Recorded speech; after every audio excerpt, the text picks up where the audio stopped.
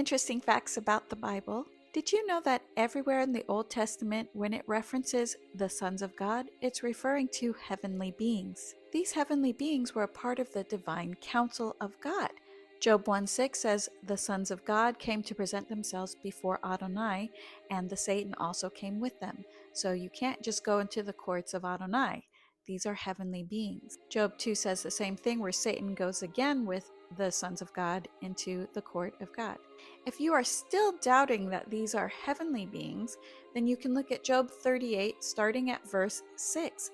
On what were its foundations set, speaking about the creation of the world?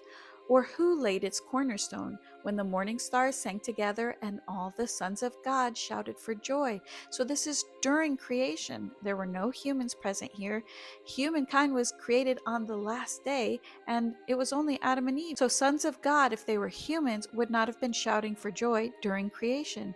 These are heavenly beings, the sons of God that came down and mated with human women to create Nephilim. As we see in Genesis 6:4, the Nephilim were on the earth in those days and also afterward, whenever the sons of God came to the daughters of men and gave birth to them. So these sons of God were not angels, so to speak. They're never called angels, but they are heavenly beings that could enter into God's court. These beings rebelled against God, they left where they were supposed to be, and they mated with human women to create Nephilim. There is this theology that teaches that the sons of God were just the sons of Seth, and that the daughters of man were the daughters of Cain.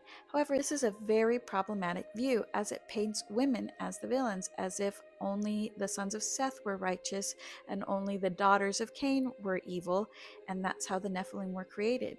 And this stems from this guy right here, Julius Africanus, and perpetuated by St. Augustine. Either one of those people were Jewish, and this Sethite view was popularized in the 5th century AD, when the veneration of angels was becoming problematic within the church. So they came up with the fact that these were not fallen angels, heavenly beings, they were actually humans, so that they could fight off this veneration of fallen angels. It is actually not biblical, and it is not the original intent of the author who wrote Genesis 6:4, stating that the sons of God came and mated with human women. The church had a very negative view of women, and Augustine even believed, because of Psalm 51, where it says, "Indeed, I was born guilty, a sinner when my mother conceived me," that sin was a STD that came from the woman, and that you got it in the womb from the woman. And that's why the church had such a negative viewpoint of physical intimacy and of women in general.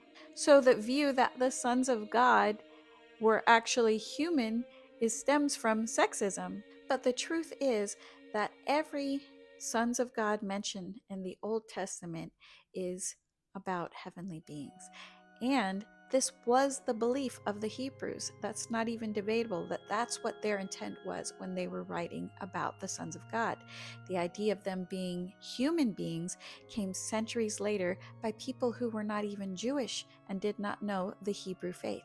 So when you argue that angels cannot mate with humans, again, these are not angels, they are heavenly beings called B'nai Elohim, or sons of God.